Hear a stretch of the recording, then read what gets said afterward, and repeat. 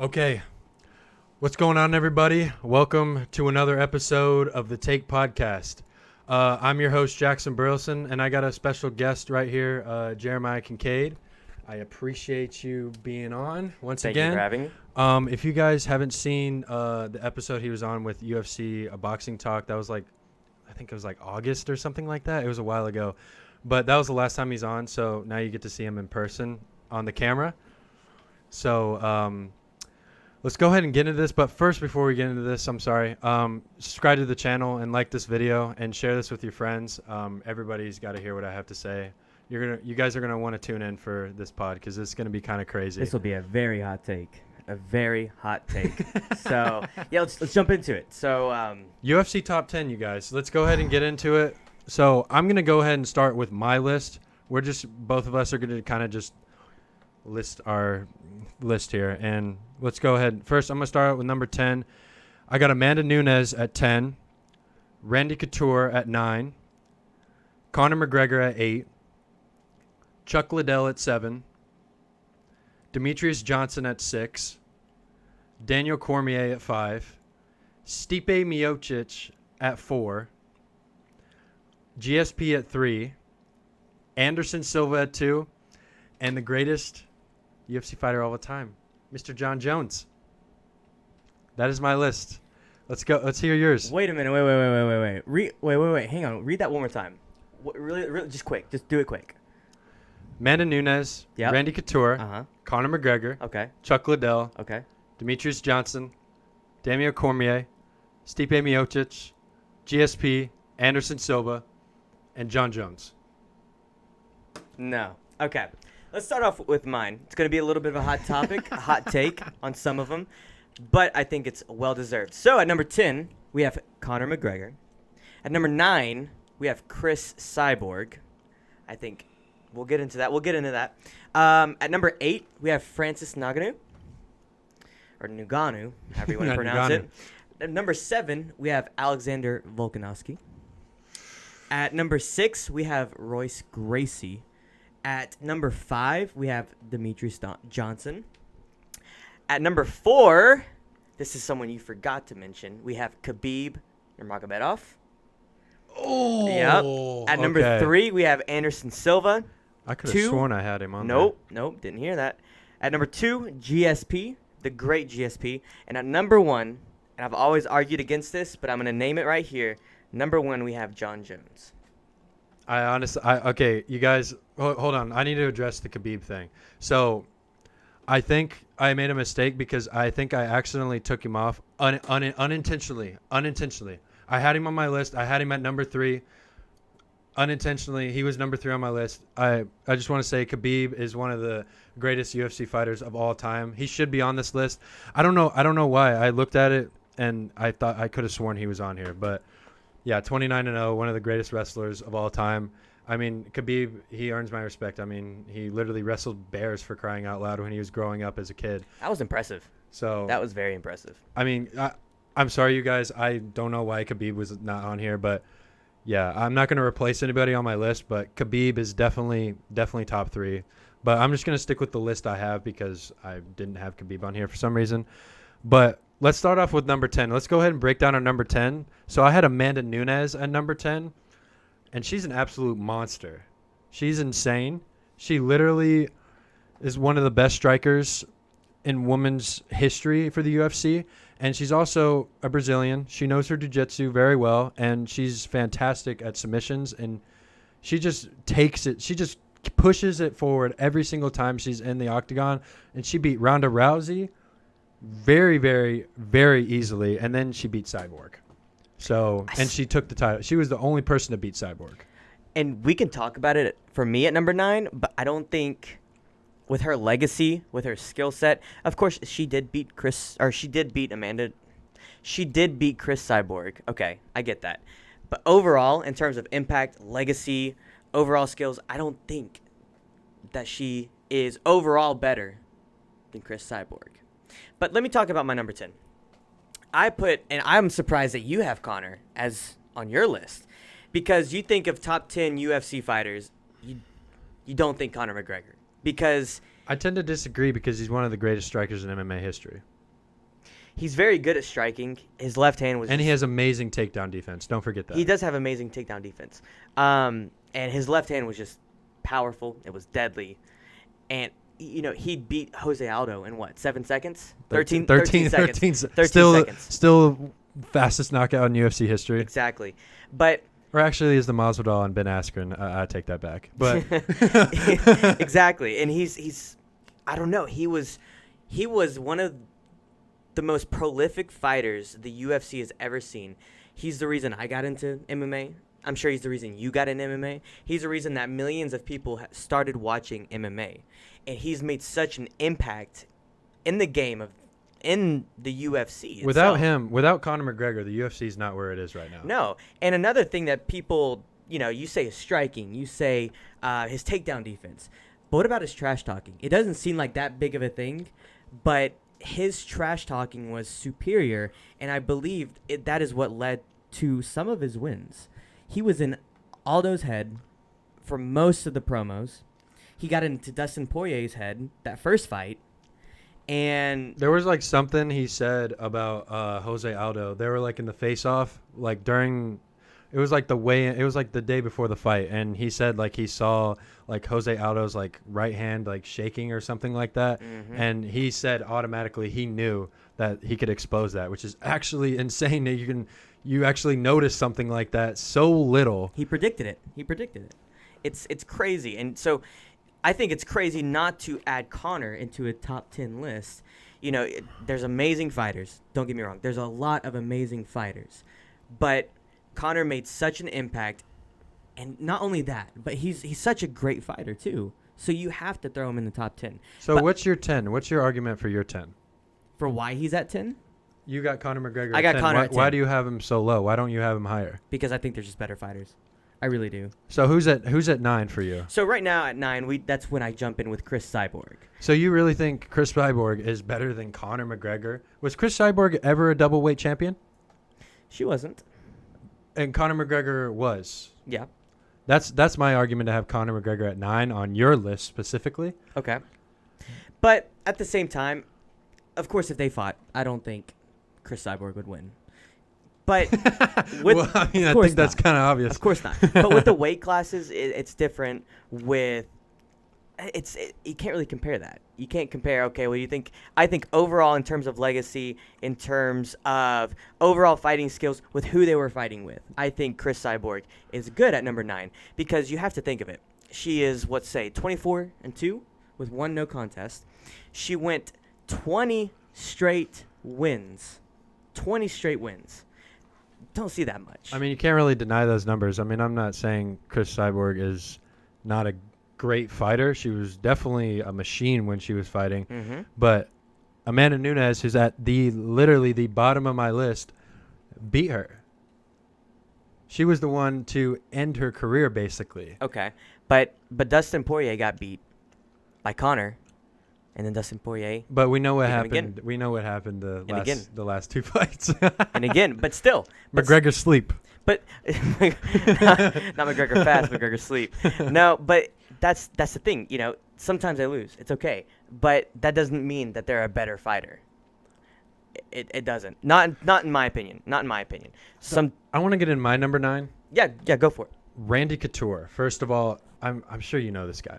Randy Couture. First of all, I want to talk about his ground and pound because he would literally pick people up, slam them on the ground whenever he wanted to, and he would just start mauling people. He would literally maul. Like, he beat Tito Ortiz. He knocked him out cold. Tito's a monster. And he knocked out Chuck Liddell. Ooh, the Iceman.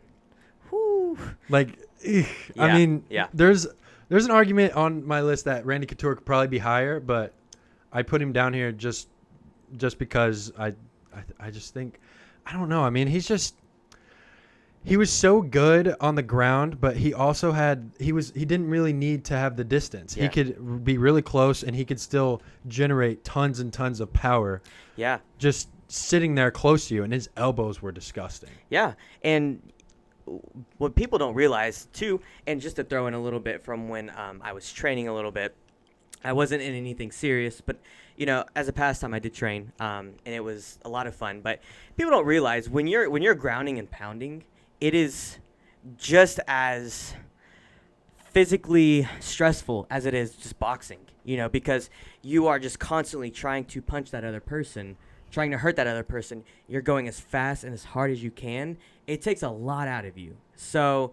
And he was a master at it. He was also really good at when he had him against the cage. He was really good at kind of putting his leg like over and kind of making their leg fall under him. Yeah. And then he was able to get on top of them and get full mount and just start mauling. Yeah. That was something Randy Couture was very elite at, and he was a massive human being. He was almost impossible to take down. Yeah.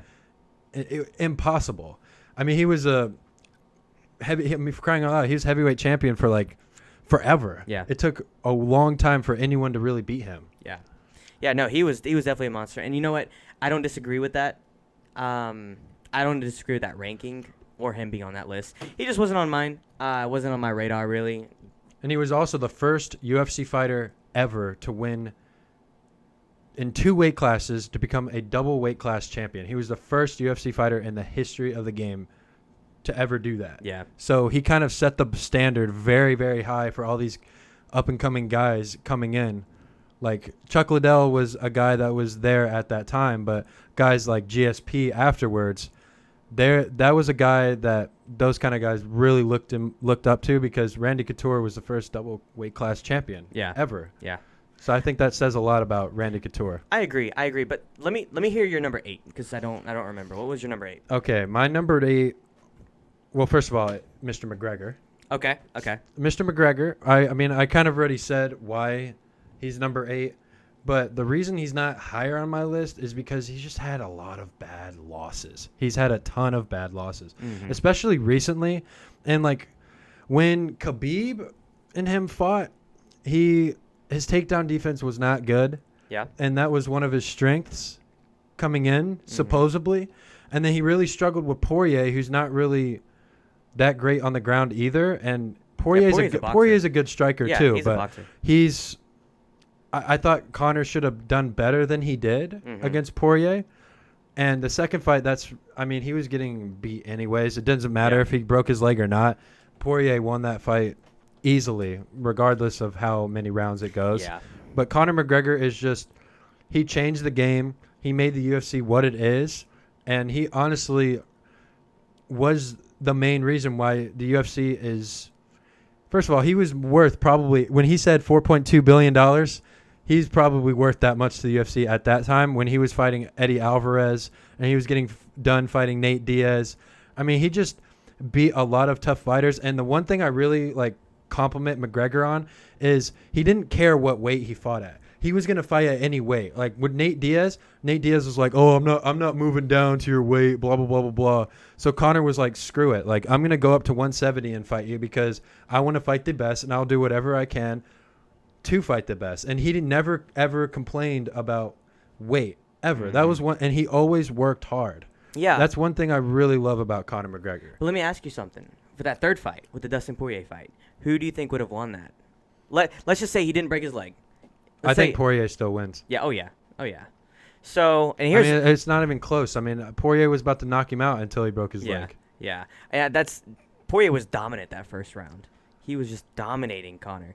Did you see whenever? And plus, I think Conor too. He's also a little strategic with what he does because he keeps his distance and he knows when to strike. He knows the window of opportunity is very limited. He does. But he takes advantage of it. Like with Aldo. Aldo literally opened up for 1 second, and he clocked him with the left. And then Aldo was cold on the ground. Yeah, but also I think with Conor too, sometimes when he knows he's losing, he does play a little dirty. Because you saw with that third fight, I don't know if you remember seeing it, but Conor was grabbing his gloves while doing up kicks. I did notice that. But he gets away with more because he is Conor McGregor. He is, but Poirier had him on the ground, significant elbow strikes, significant, ground and pounds. Like, I don't see that going any other way. I don't. But before we get into something else, I just want to let you guys know that Conor McGregor could fight Charles Oliveira next June. Just want to put that out there. I saw it today. UFC 291. I think in Vegas. There's a rumor going around that that's when he's going to return. Do you want to see it? I do want to see that because if he wins, then that's a title fight for him. If he beats Oliveira, that's a title fight because he actually comes in and beats somebody. But I don't think with what's happened in recent years, I don't think he should have a title fight so soon. I'm not saying I don't think that's right for the other fighters who've been working hard, and not to say he's not working hard, but he's had some significant losses in recent years. So why should he get a title fight? Of course he's Conor McGregor. Of course he's going to generate revenue. If he beats Charles Oliveira, a former champion who literally just lost his belt to Makhachev, if he wins against Oliveira, not having a fight in 2 years, that would be a statement. And Dana White would be like, I think he beat Oliveira. I think it's too soon. But who do you think would win that? That's a tough one. Yeah. That is a really tough one. I honestly want to say Oliveira because of jiu-jitsu. I don't think Conor can handle that. But I don't know how Conor's going to look when he comes back. So he's going to be a lot stronger for sure. I mean, he's huge right now. He's like 190. He's not in the fight is supposed to be at 170. Yeah. Supposedly. Yeah, he'd have to cut. But also, if they were to fight hypothetically, I really think this is where Oliveira would shine because how can I explain it? So Conor is good with striking. He's good with other strikers. He knows, defense. He's good at picking his shots. But when it comes to on the ground, like Khabib, for instance, who was a wrestler, Conor didn't know. He got overwhelmed, And I think it'll be the same scenario with jiu-jitsu when it comes to Oliveira. And Oliveira can strike too, Yeah, I mean, I think that's a little bit of a different fight than the Khabib fight. But let's get into your number 8 because I want to hear your number 8 as well. So I have Francis Ngannou at number 8. And he does hold the record of 17-3, pretty impressive. But I think he's been dominant for the most part in his weight class. He is a monster of a human being, and he almost reminds me of a little bit of Mike Tyson, just because of his build and his strength and his power. And a big reason is his punching power. He works with Mike Tyson. Yeah. Mike Tyson teaches him how to deliver body shots and punch more effectively and being up closer because Ngannou wasn't really comfortable with being up close to people. Mm-hmm. But Ngannou did impress me in his last fight against Gane. He did some things that I didn't really expect him to do, which was takedowns. I mean, he's not really known for that. He's known for his striking and his knockouts. He's not known for taking somebody to the ground and just absolutely just manhandling them. Yeah. That's kind of what surprised me. Imagine if he can perfect that technique. He would be unstoppable. Exactly. He almost already is unstoppable. Exactly. He is such a scary puncher that it does remind me of Tyson in the 90s, right? And just how scary an individual can be. And you've heard it from Dana White you heard him say it himself from Dana White that he has the punching power of a Ford Explorer going 60 something miles an hour. Oh yeah. That's scary. Yeah. Imagine you're his opponent, and then hearing that, that's terrifying. Yeah, that's you might as well not even enter the octagon. No, if you want to live, you might. If you want to live, if you want to live another day. So before we move on to your 8, what do you think about that pick? Do you agree with it? Do you disagree with it? I mean, I kind of disagree with it because Ngannou's not far enough in his career. So you don't think he's peak? Not yet. As a champion. Not yet, and he hasn't had enough title defenses. That's true. And he's lost to a guy on my list who's pretty high up there. Mm-hmm. And number 7 first. Let's get into number 7. Let's go for it. I got Chuck Liddell at number 7. Legend. The Iceman. First, I mean, I honestly, in my opinion, I think he was probably the first big star the UFC ever really had. Mm-hmm. That was really well known, and everyone knew exactly who he was and what he brought to the table. And from watching him fight, he just was nonstop punching right, left, right, left, right, left, right, left. It was just constant. He just never took his foot off the gas ever. He had good stamina. He was just so well conditioned in the octagon, and he was an animal. He was literally unstoppable. I mean, the man was no one could really beat him. It took a while for people to figure him out, but he had a really bad end to his career. Yeah. That knockout was bad. Yeah. I don't. That was probably one of the worst. Chuck Liddell's one of the best UFC fighters of all time, but the way his career ended is probably the worst in UFC history. For a guy that great to just go from the highest of highs to the lowest of lows that quickly, it's kind of sad to see. Yeah. Yeah, it's like a legend dying, you know. And I'm trying to remember moments of that fight. And his right hand was just absolutely brutal. Whose is better though? His right hand or Connor's left? I mean, honestly, I think they're kind of the same, but I'd probably give the edge to Connor. Yeah. Just because no one really expects his left. Yeah. Like it's quick. Like Liddell is like you can literally see him ready to load it up when he's about to use it. Yeah. So it's a little more predictable, but people still couldn't stop it. It didn't matter if you saw it coming or not. You still weren't able. No one was able to really do anything about it. They couldn't do anything. So, that's a tough one there. I don't. Yeah, I would say I'd give the edge to Connor as well. I would. But let me jump into my number 7, and that's Alexander Volkanovski, the most underrated fighter in the game right now. I would say I don't think he's underrated. I think he is. I don't think so. I think he's very well appreciated. Because everybody counts him out. The problem is he hasn't really fought anybody besides Holloway. And Brian Ortega? I don't know. T-City? I don't know. Brian Ortega is who's better, Brian Ortega or Max Holloway? Who's the tougher fight? Max Holloway 3 times and he beat him 3 times. Max Holloway is a good boxer. Like, let's just say when Alexander Volkanovski has been in the light featherweight division, it hasn't been the greatest division in the UFC. When he's been in it, that's why he's going up to fight Makhachev, because it's more of a challenge for him. Yeah, and I don't really see him winning that fight at all. I think Makhachev's gonna maul him. Yeah. I think Volkanovski's just so small. Like, I don't know. I don't think, my opinion, Volkanovski doesn't even belong on this list. See, you're underrating him. I think he does. You know, maybe he's very well appreciated, but he doesn't belong on maybe you could argue he's a little lower on the list. I could see that. He's top 20 for me. I'd say he's top 10. He has a little more to prove. Okay, so let's go back to the Brian Ortega. Okay, so Brian Ortega, of course, is has some of the most flawless jiu-jitsu in the game. Just beautiful jiu-jitsu. Now, not only now you know his specialty is the triangle choke. Volkanovski not only escaped that, but he escaped a guillotine choke in the same round within the same 90 seconds. That's hard. That's so hard, especially for someone who trained with the Gracie family. Yeah, that's hard. I get that, but it's too early to put him in the top 10. It's just too early for him. I think he belongs on the top 10. Wait a year or two. I think he believes. I don't think a year or two will change. And you know, if you do want to make that argument, I think it's gonna. If you let's say for you, I think it very well could, because what if he beats Makhachev? Then he's definitely in this top 10. My opinion, to beat a wrestler very similar to Khabib. I mean, first of all, let's just get this out of the way. Islam Makhachev is literally Khabib 2.0. He is. He's literally Khabib 2.0. Yeah.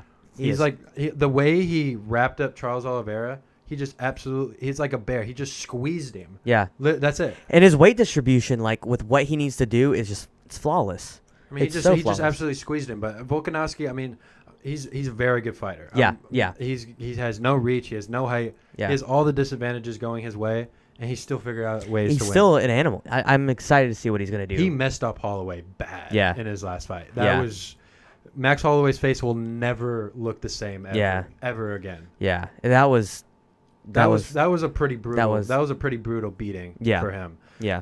Now let's jump into number 6 here. So this is where it's going to start to get interesting. So Demetrius Johnson at number 6 for me.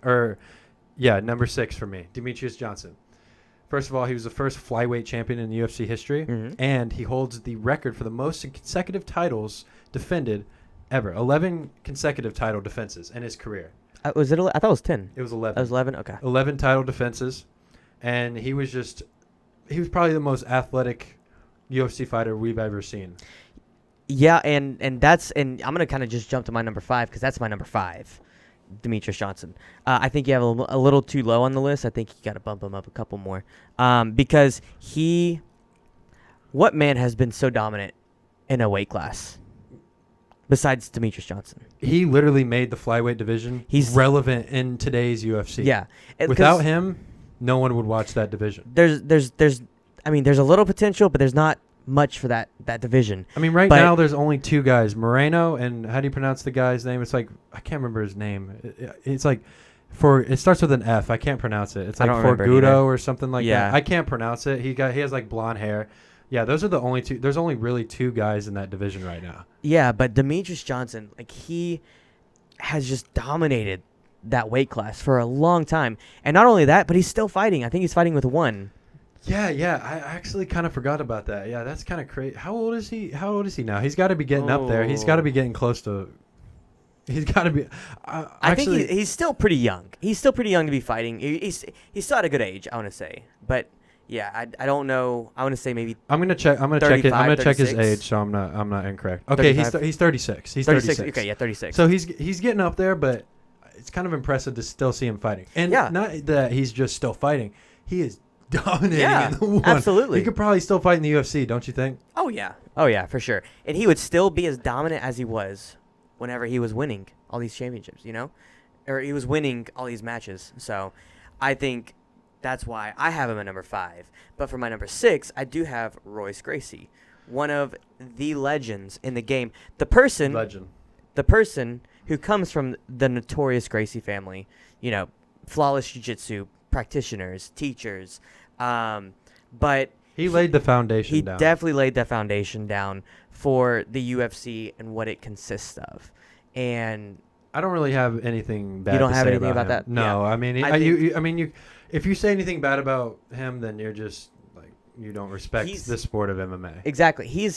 How would you compare him? You would compare him to like I want to say like the Brett Favre of football, or the Michael Vick of football. Like he was just very, very different from what the sport of UFC is used to. Yeah. He was different at the time of the sport, And I think. And now a lot of his techniques are used today. Absolutely. And his family, not picking him because of his family, but his family is still a prominent family in the MMA world.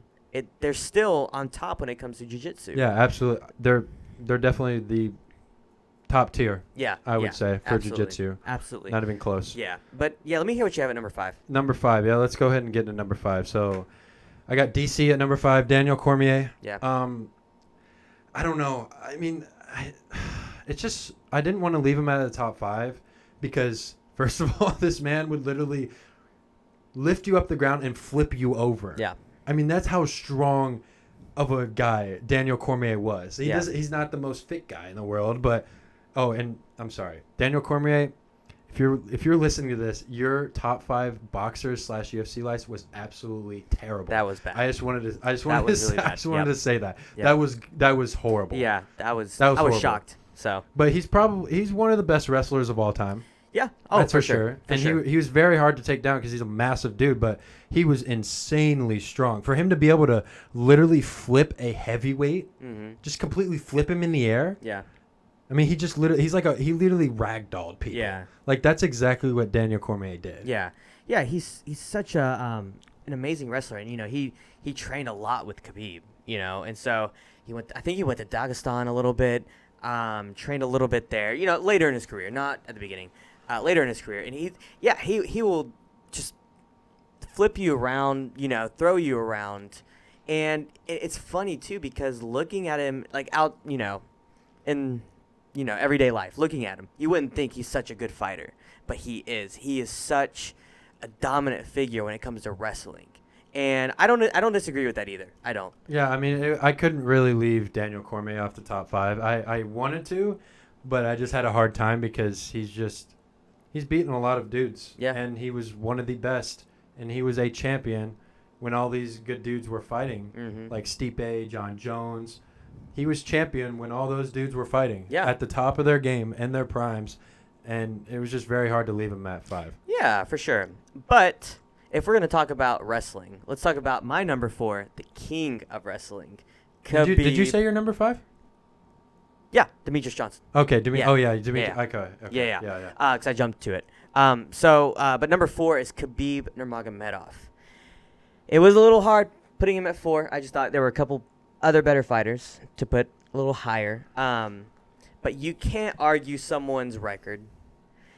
I personally think he was a big part of the downfall of Conor's hype train. He was the sole reason why Conor McGregor lost his swag. Yes. We can say. Yes. And Conor's the king of swag when it comes to the UFC. Yeah. So to do that to a man so confident, and of course he still showed confidence after the fight, but he was shaken up. Like there was just something different about Conor. And it was just a very emotional moment for Khabib because, Conor was not just attacking him, but his entire family and his father, religion, who wasn't even alive at that time. He passed away a little bit before that fight. So it was kind of hard for Khabib to really not take that personally. And even though, Conor said, at the end of the day, it's all business. I mean, you can't really say that about somebody's family and say it's still business. I mean, he threw a dolly at him for crying out loud on the bus. Imagine if that dolly hit Khabib. That situation could have been a lot worse than it actually ended up being. I don't think we would have got a fight because he served some jail time. And McGregor was in court for that during that time before the fight. Yeah. But that was a lot of hype living up to that fight. It was. And then even after the match, you remember what happened after the match? Yeah, he jumped over the cage and started attacking Dylan Dennis. Yep.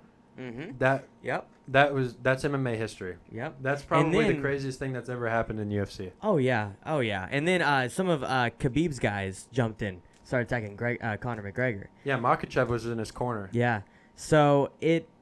But for Khabib, and you have to also think, some people will argue, well, he hasn't fought that many people, or not that many prominent people. That's my argument with him. But that's the thing. I think he has, and you can't.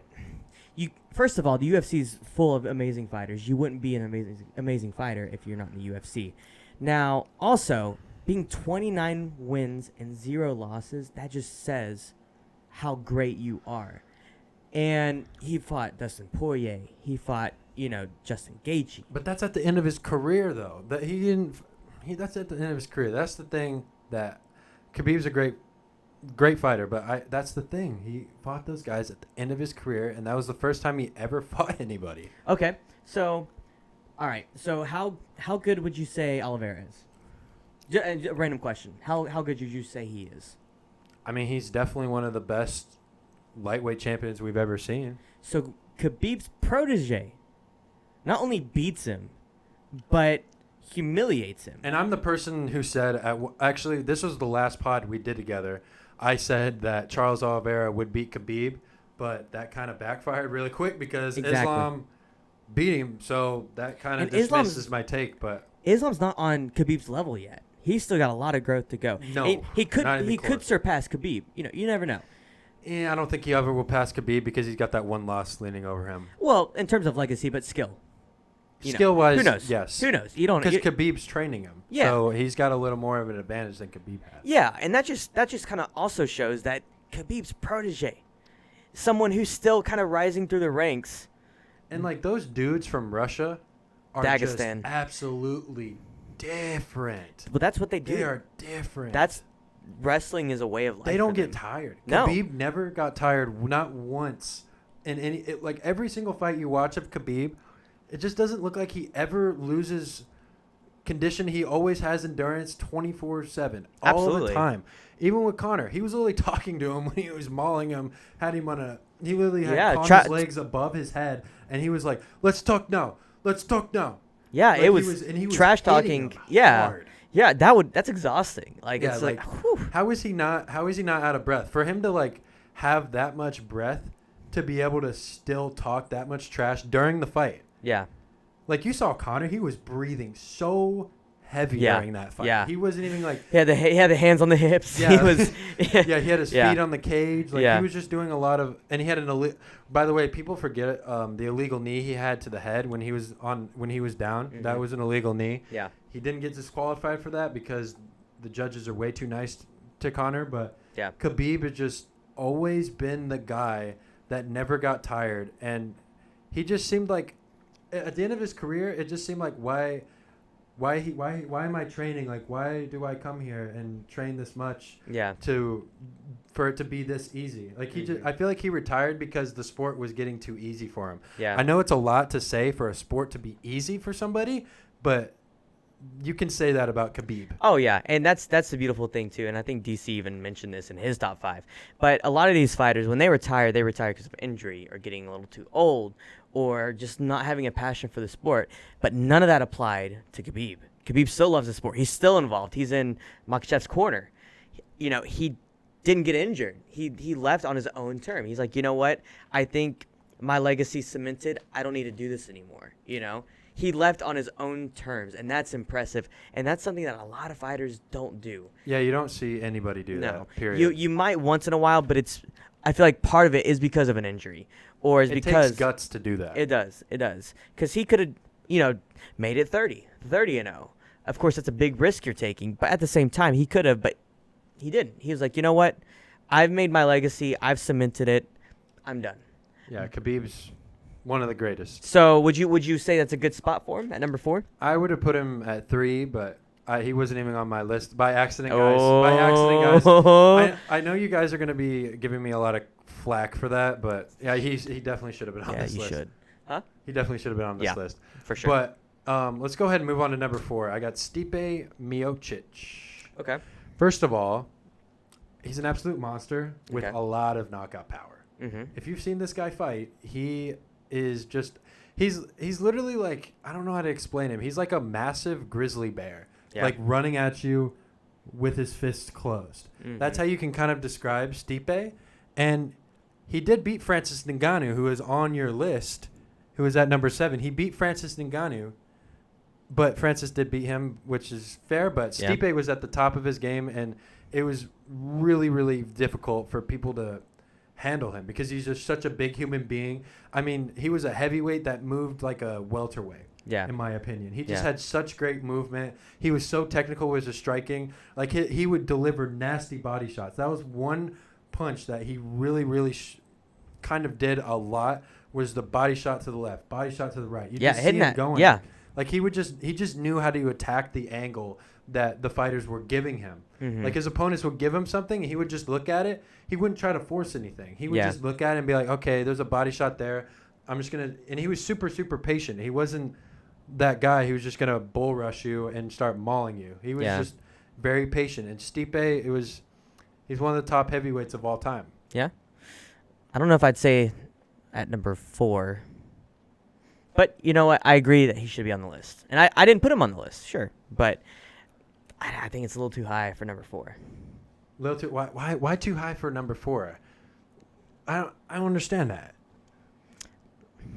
I don't know, man. I mean, he has probably one of the best movements of any heavyweight. Yeah, but I don't know. I mean, if anything, Francis Ngannou should be higher than him, in my opinion. If they were to rematch again, who would win? I don't know. I mean, I'd probably take Francis, not going to lie. Because Francis has gotten a lot better since they've last fought, and he knocked him out in their last fight. But Stipe's getting older. He's not getting younger. His prime is behind him. Yeah. So that's not really a fair question. Okay. But who would beat them prime?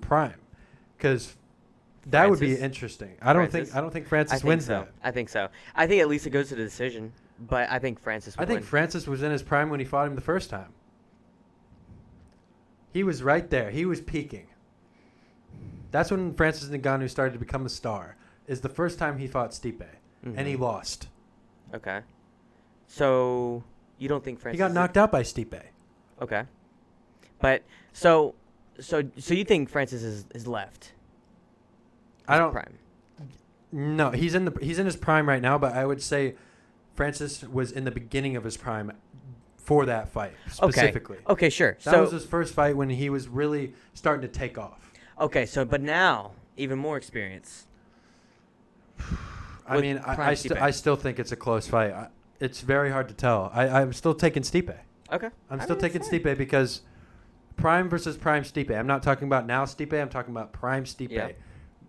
Francis loses. Okay. 100%. Okay. So we can agree to disagree. It's fine. It's fine. Or we can disagree to agree or whatever. I don't know. Yeah, same thing.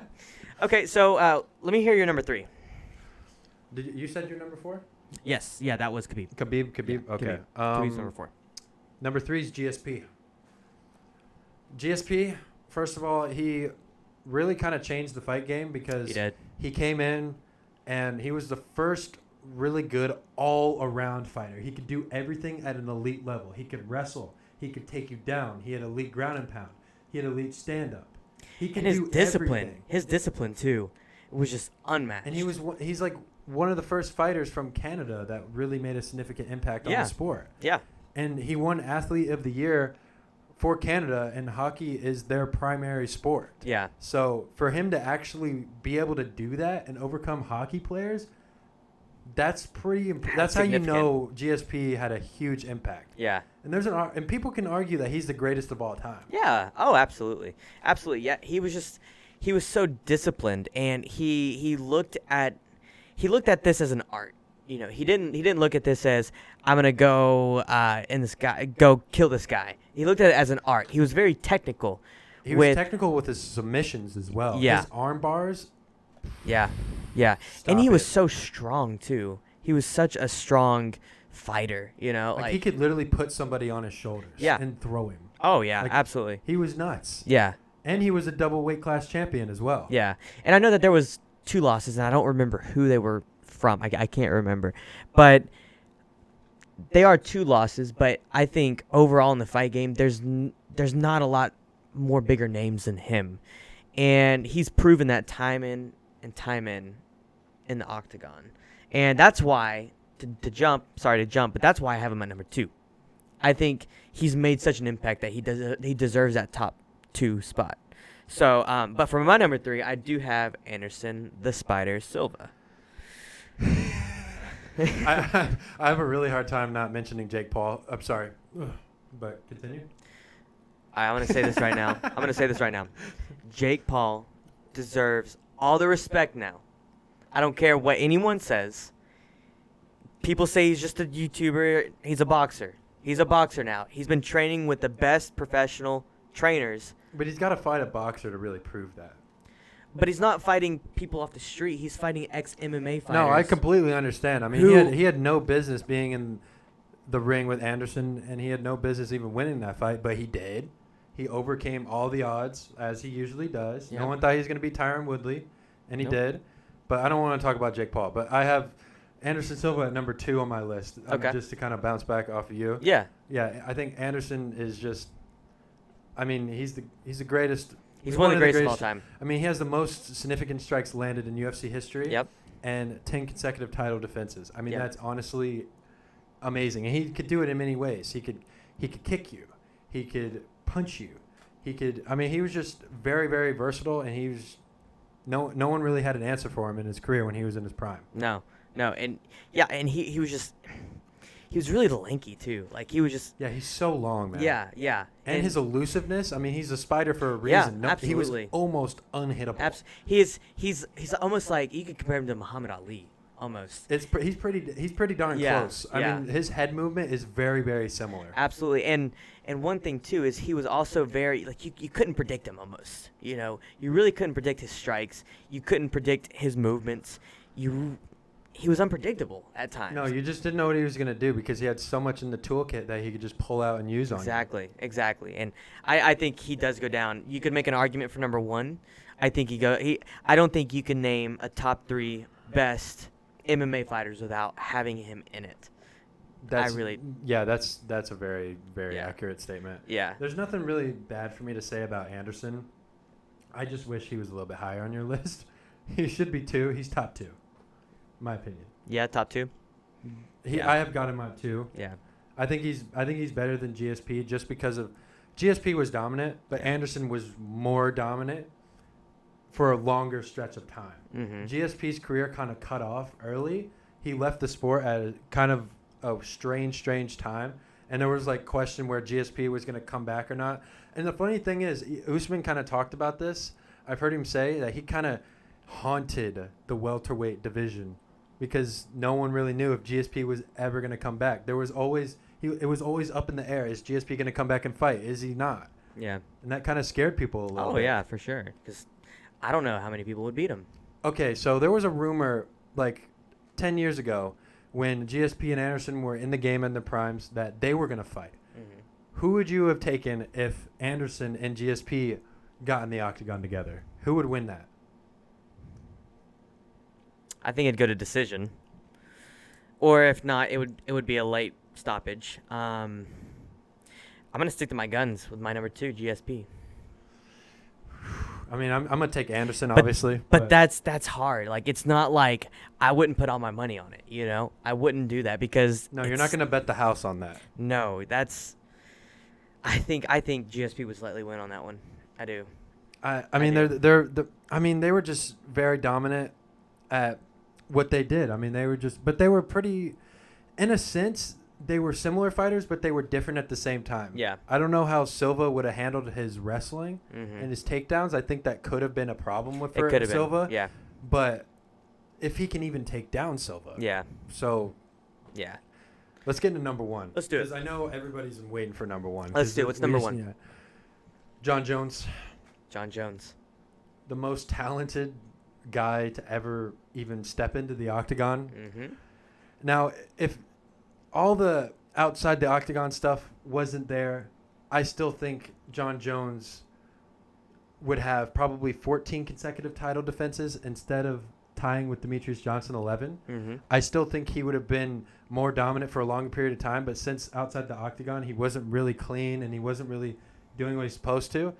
But that's what really made John Jones is because of all the noise he made outside the octagon Yeah. and his personality. Yeah. And then he would just kind of come in. I mean, it didn't even seem like he was really trying, Yeah. preparing for fights. He would just come in and absolutely dominate. Yeah. And his elbows were just, he probably got the nastiest elbow in UFC history. Absolutely. What was it? The spinning, right? It's Yes, just- he would spin.